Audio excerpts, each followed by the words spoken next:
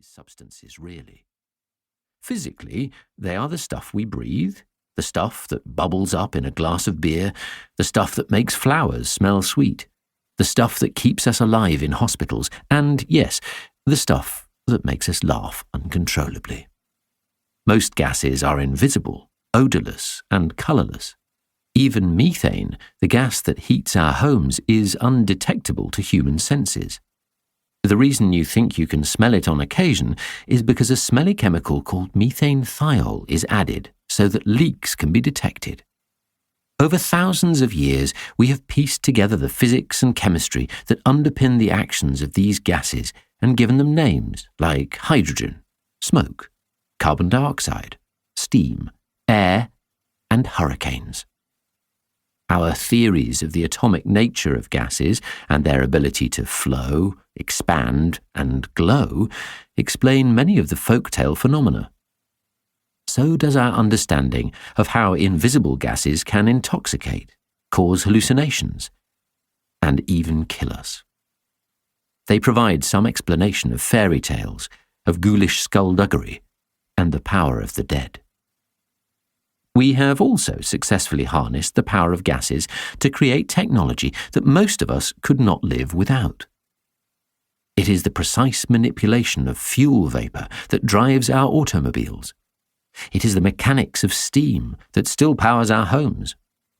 Bottled oxygen keeps our loved ones alive, and our ability to remove gases and create a vacuum is the wizardry that helps clean every home. And yet, like the sorcerer's apprentice, we have employed these powerful spirits without properly understanding how to control them. For instance, in the 1960s, we manufactured chlorofluorocarbon, CFC gases, which had fantastic properties that made them very useful as coolants in refrigerators. It wasn't until the 1970s that scientists noticed a growing hole in the ozone layer in the upper atmosphere and started to blame it on CFC gases. This ozone layer protects life on the planet from high levels of ultraviolet radiation from the sun. Without it, we would all be at severe risk of skin cancer. When the ozone hole was first discovered, there was denial from sectors of industry selling and using CFCs.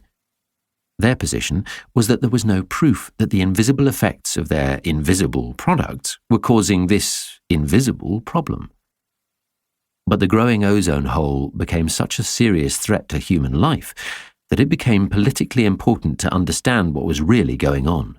Government funding for research followed, but it took until 1985 before enough scientific evidence was obtained to determine that it really was CFCs that were causing the hole. A global framework for protection of the ozone layer was agreed, saving the ozone layer for future generations and preventing millions of premature deaths. Most people don't even know that this invisible disaster was averted. If the colour of the sky had started changing because of the emission of CFC gases, there would have been uproar at this pollution of our atmosphere. But since we can't see it, people often don't believe it. I include scientists too, for we are not immune to irrationality when it comes to deciphering evidence of cause and effect. For instance, the existence of oxygen was denied by pretty much the whole scientific establishment when it was first proposed as a gas. In the 1750s, it was thought that the reason something burns was because it contained a substance called phlogiston. This phlogiston was released when wood burned. The flame was the result of this material escaping.